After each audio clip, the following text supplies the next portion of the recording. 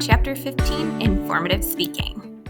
So today we're going to explain why informative speeches are important, recognize those functions of informative speeches in our everyday lives. We'll be able to identify some of those main resources and responsibilities of informative speakers, list and describe those 4 types of informative speeches, and then discuss how to make those speeches interesting. So I love this quote by Cicero that says, "Not only is there an art in knowing a thing, but also a certain art in teaching it." Being able to disseminate information, give information to a group of people is something we do on a daily basis, and it's something that as communicators we want to be very effective at because it's important in our everyday lives. So, introducing the informative speech. Essentially, every day we deliver information. Whether it be directions to get to a location, whether it be information from our jobs, our workplaces, information to our family, we are constantly delivering information. The ability to give information is essential in personal and professional settings, and informative speeches are the most common type of speech. So what are those functions? Well, there are essentially 4 different purposes to informative speeches. One is to provide people with knowledge to help us to understand the world. We have what's called information overload. We have so much information being sent to us. So the goal is to provide clear and concise and accurate information. To shape our perceptions by bringing issues to light. We also want to articulate alternatives by helping listeners to understand information and different sides of a communicative experience. We also want to help people understand our ability to survive and evolve. So what exactly is the role of the speaker? The speaker's role is to maintain subjectivity, meaning to be unbiased and neutral when delivering information, but still engage the audience.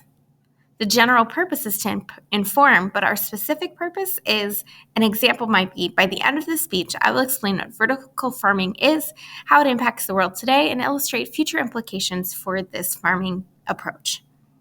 So, listing out those key ideas and the goals and the reasons behind informing someone on this topic. And again, the goal is to present all sides of a situation and to be balanced or unbiased in that approach. You also need to establish credibility. And so for this particular speech in this section of the course, we're going to focus on what that credibility is. And we're going to do so with research. So you want to begin before the speech occurs and during the speech.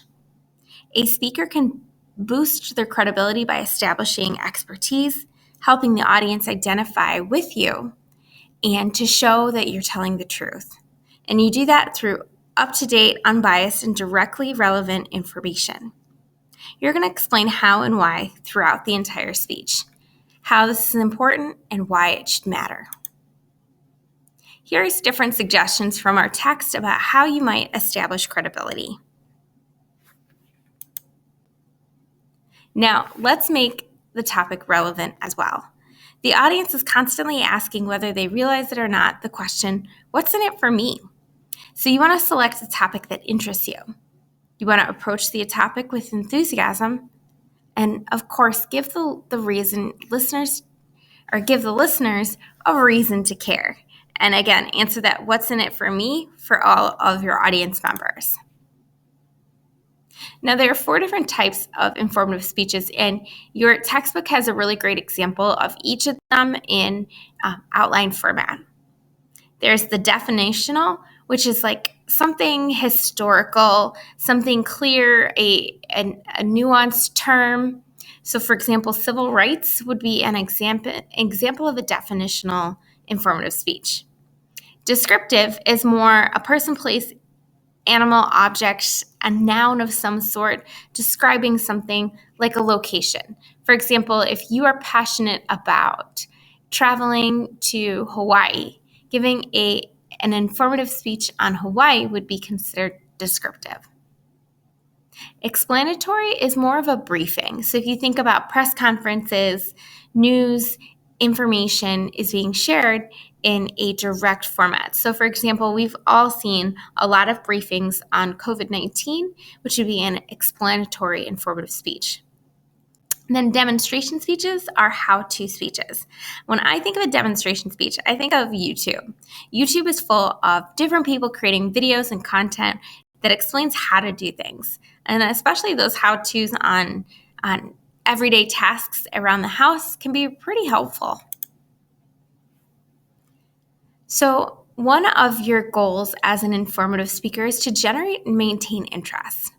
So you want to use attention-grabbing elements to increase intensity, novelty, contrast, activity, humor, and tell a story.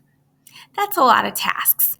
Now, you won't necessarily use all of them throughout your speech, so you have to think about the topic, think about your style as a communicator, and what your audience needs.